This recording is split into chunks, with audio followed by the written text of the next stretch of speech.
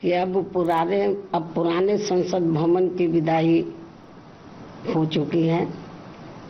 जिसे आसानी से भुलाया नहीं जा सकता है। और वहाँ मुझे भी संसद के दोनों सदनों में जाने का मौका मिला है। ये मेरे लिए सौभाग्य की भी बात है। तो वहीं दूसरी तरफ आज से वहाँ नवनिर्मित संसद भवन की भी शुरुआत की जा रही है, जिसका हमारी पार्टी दिल से स्वागत करती है। और आज इस नए संसद भवन में केंद्र सरकार द्वारा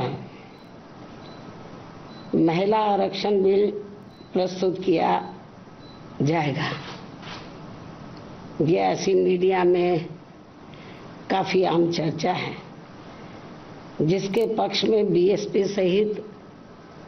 अधिकांश पार्टियां भी अपना मत देंगी, ऐसी भी पूरी संभावना है। अन्य पार्टियों के बारे में भी ऐसी स्थिति में हमारी पार्टी को पूरी उम्मीद है कि चर्चा के बाद इस बार ये महिला आरक्षण बिल जरूर पास हो जाएगा, जो ये अभी तक लंबे अरसे से लटका हुआ था। और इस संदर्भ में मैंने अपनी पार्टी की ओर से एक बार नहीं बल्कि अनेकों बार संसद में ये कहा था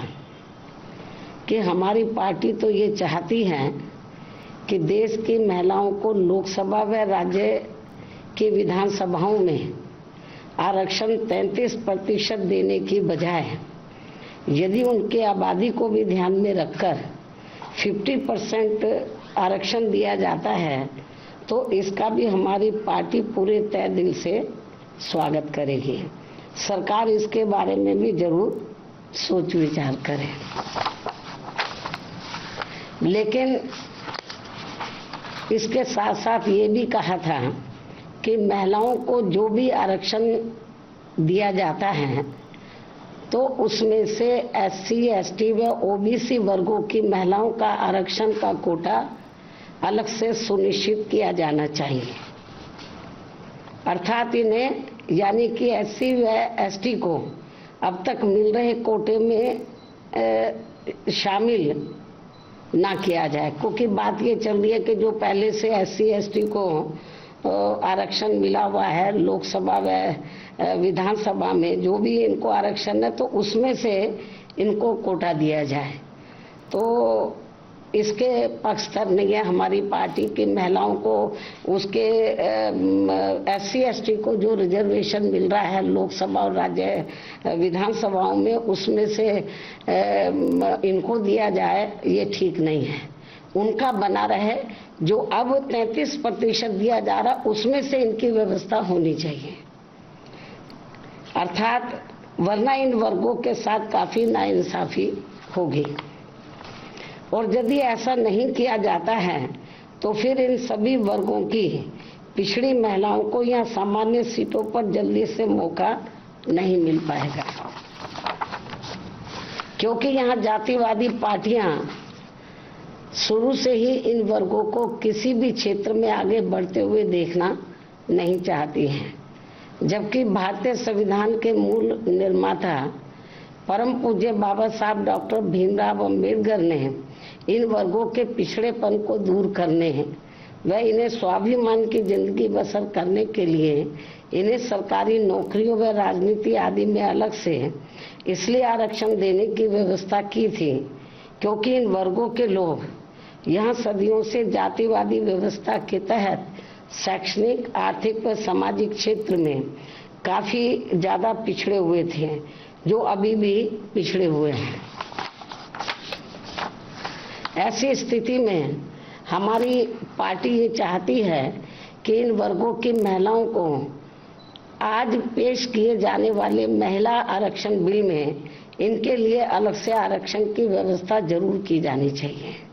और यदि ऐसा नहीं किया जाता है और ये बिल वर्तमान स्थिति में ऐसे ही पास कर दिया जाता है तो फिर हमारी पार्टी ये मानकर चलेगी कि इस मामले में भी बीजेपी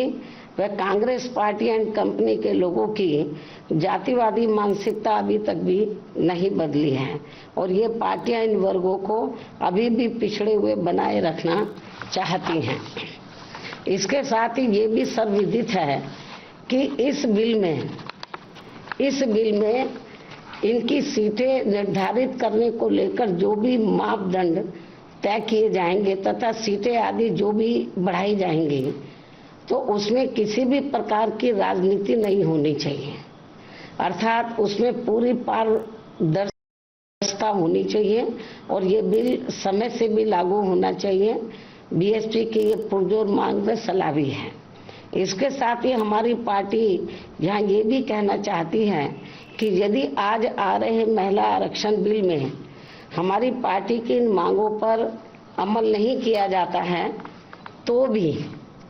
ऐसी स्थिति में हमारी पार्टी आज संसद में प्रस्तुत किए जाने वाले महिला आरक्षण बिल को फिर भी इसे समर्थन देगी व पास कराने में पूरी मदद करेगी, क्योंकि यहाँ सभी जाति व धर्मों की महिलाओं को हर मामले में पुरुषों की तुलना में अभी तक भी काफी पिछड़ा बना के रखा गया है। अर्थात देश में सब समाज की महिलाओं की सुरक्षा, सम्मान व उनकी हालत में जरूरी सुधार लाने को लेकर बातें तो बहुत की जाती हैं, किंतु उन पर पूरी ईमानदारी व साफ नीयत से अमल करने की बजाय उनकी घोर अनदेखी करना तथा उन पर उसी आधे अधूरे मन से काम किया जाता है जैसा कि संविधान के मानवीय एवं कल्याणकारी उद्देश्यों के साथ ही पहले एससी व एसटी और अब ओबीसी समाज के आरक्षण को निष्क्रिय व निष्प्रभावी बनाने का खिलवाड़ लगातार किया जा रहा है और इन मामलों में कोई भी पार्टी किसी से कम नहीं है, बल्कि कोई पार्टी थोड़ा कम है तो कोई ज्यादा है। अब मैं अंत में वर्तमान केंद्र की सरकार द्वारा आज लाए जा रहे महिला आरक्षण बिल का समर्थन करते हुए अपनी बात यही समाप्त करती हूँ। धन्यवाद।